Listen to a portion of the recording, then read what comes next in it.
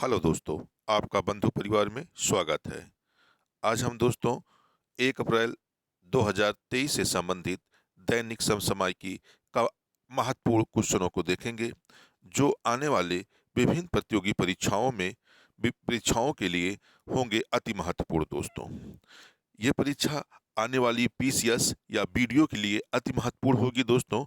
तो आइए आज का पहला क्वेश्चन शुरू करते हैं। हाल ही में जारी पासपोर्ट इंडेक्स पॉइंट्स में भारत की रैंक क्या है? आपके सामने विकल्प हैं: 141, 142, 143 या 144। तो आपका उत्तर हो जाएगा 144। यानी अभी हाल ही में जो जारी हुआ पासपोर्ट इंडेक्स रिपोर्ट में भारत का 144वां स्थान मिला है। कुछ इससे संबंधित अनफैक्ट देखते हैं दोस्तों। भारत इस रैंकिंग में 144वें स्थान पर है। जो हाल में पासपोर्ट इंडेक्स रिपोर्ट जारी की गई है, इसमें भारत का जो स्थान है वो कितना है? 144 है। 2019 में महामारी से पहले भारत का मोबिलिटी स्कोर जो था वो 21 था, जो 2022 में बढ़कर 73 हो गया। और 2023 की रिपोर्ट के अनुसार यह स्कोर 70 हो गया। यानी जो 22 में 3 पॉइंट भारत का स्कोर बढ़ा था, वह 2023 में 3 पॉइंट एक हिसाब से कहा जाए घट गया है दोस्तों। तो इसी हिसाब से भारत की जो रैंक डिसाइड की गई है वह कितनी की गई है? 144वीं की गई है। भारत के अलावा वियतनाम, इंडोनेशिया, चीन और थाईलैंड सहित अन्य बड़े एशियाई देशों की रैंक में भी गिरावट दर्ज की गई है दोस्तों। अगले क्वेश्चन की तरफ हम लोग बढ़ते हैं दोस्तों। अगला क्वेश्चन देखते हैं आज का। प्रोजेक्ट प्रोजेक्ट आकाश तीर के तहत रक्षा मंत्रालय ने किसके साथ एक समझौता किया है? आपके सामने विकल्प है: Bharat electronics limited, Tata group, DRDO या कहे न्यू स्पेस इंडिया लिमिटेड के साथ।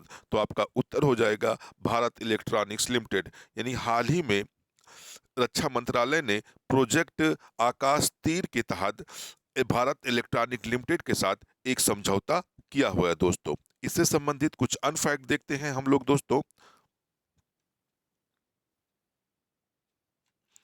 रक्षा मंत्रालय ने देश की रक्षा क्षमताओं को बढ़ाने के लिए घरेलू उत्पादों के साथ लगभग 45 करोड़ रुपए की लागत से लगभग 45 करोड़ रुपए की लागत से कुल लागत के 3 अनुबंध पर हस्ताक्षर किया है।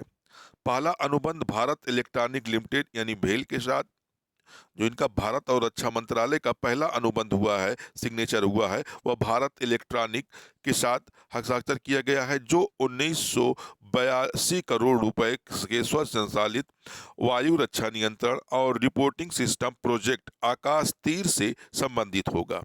यानी जो इनका पहला संबंध हुआ है रक्षा मंत्रालय का, वह भारत इलेक्ट्रॉनिक के साथ हुआ है। और यह कुल लागत यानी कुल राशि से जो 5400 करोड़ रुपए की राशि है, उसमें ये 1982 करोड़ रुपए, कितना दोस्तों? 1982 करोड़ वायु रक्षा नियंत्रण और रिपोर्टिंग सिस्टम प्रोजेक्ट तैयार करने के लिए ये समझौता किया गया है दोस्तों। यह प्रोजेक्ट भारतीय सेना की वायु रक्षा इकाइयों को एकीकृत तौर पर प्रभावी ढंग से परिसंचालित करने के लिए है। ठीक है दोस्तों, अगले क्वेश्चन की तरफ हम लोग बढ़ते हैं दोस्तों। आज का अगला क्वेश्चन देखते हैं। एसोचैम्प के नए उपाध्यक्ष के रूप में किसने पदभार ग्रहण किया है? आपके सामने विकल्प है: संजय नायर, अजय सिंह, सुमंत सिन्हा, रवि कोहली। तो आपका उत्तर हो जाएगा संजय नायर। यानी संजय नायर हाल ही में एसोचैम के अध्यक्ष पद के लिए नामित किए गए हैं दोस्तों। इससे संबंधित कुछ अनफैक्ट देखते हैं हम लोग दोस्तों।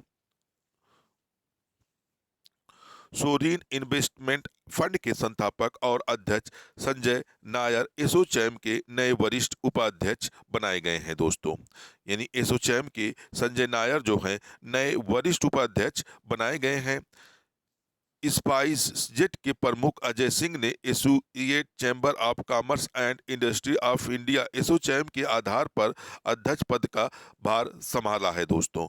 जो इसका अध्यक्ष पद है वह अजय सिंह के द्वारा इसका अध्यक्ष पद संभाला गया है दोस्तों। अगला फैक्ट है, रेनू पावर के प्रबंध निदेशक सुमंत सिन्हा का स्थान लिया है। यानी जो संजय नायर हैं, इन्होंने किसका स्थान लिया है? रेनू पावर के जो प्रबंधक निदेशक थे सुमंत सिन्हा का स्थान लिया है, जिनका चय एसोचैम भारत में स्थित एक गैर सरकारी व्यापार संघ है। जो इनका एक किस्म का जो एसोचैम जो है या एक गैर सरकारी व्यापारिक संघ है। इसकी स्थापना की अगर हम बात करें दोस्तों, तो इसकी स्थापना 1920 में की गई थी। मतलब यह एक बहुत ही पुराना संघ है दोस्तों। ठीक है दोस्तों, अगले फैक्ट की तरफ हम लोग बढ़ते हैं दोस्तों। अगला क्वेश्चन देखते हैं आज का। पहले इंटरनेशनल क्वांटम कम्युनिकेशन कॉन्क्लेव का आयोजन किस शहर में किया गया है दोस्तों? आपके सामने विकल्प हैं जयपुर, मुंबई, बेंगलुरु या नई दिल्ली। तो आपका उत्तर हो जाएगा नई दिल्ली।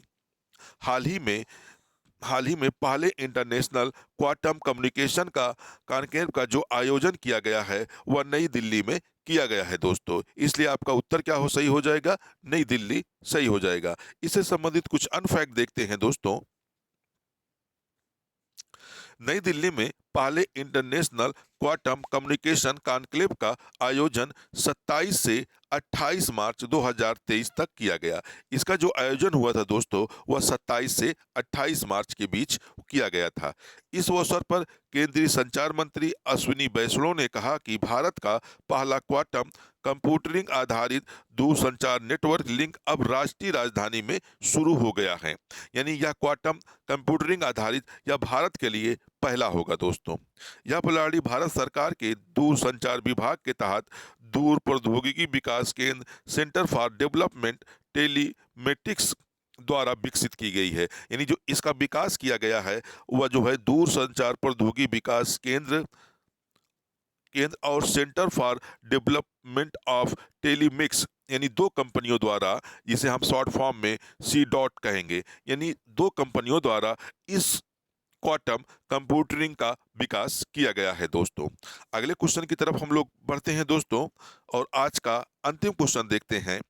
आंध्र प्रदेश के काकीनाडा में क्षेत्रीय स्तर पर खोज और बचाव अभ्यास का संचालन किसने किया है? आपके सामने विकल्प है Indian Army, Indian Coast Guard, Indian Navy या इंडियन एयरफोर्स। तो आपका उत्तर हो जाएगा इंडियन नेवी। यानी इंडियन नेवी द्वारा आंध्र प्रदेश के काकीनाडा में क्षेत्रीय स्तर खोज और बचाव अभ्यास का संचालन किया जा रहा है दोस्तों। इससे संबंधित कुछ अनफैक्ट देख लेते हैं।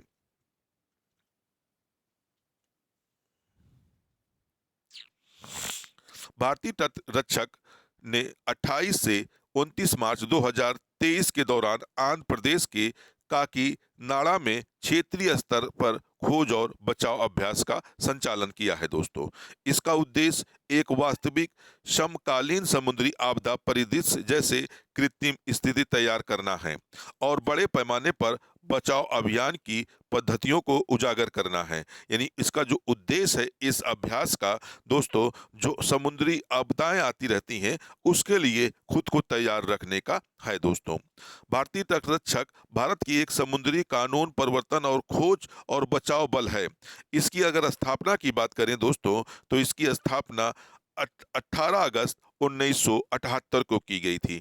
यानी जो भारतीय तटरक्षक है इसकी जो स्थापना की गई थी दोस्तों, वह कब की गई थी? 18 अगस्त 1978 को की गई थी दोस्तों। थोड़ा सा एक करेक्शन करते हैं दोस्तों।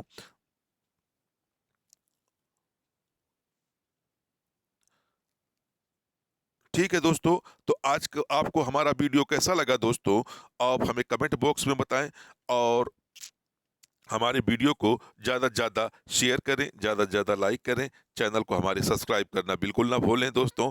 अगले विशेषांक में हम कुछ नए अति महत्वपूर्ण प्रश्नों के साथ फिर मिलते हैं दोस्तों। जब तक के लिए जय हिंद।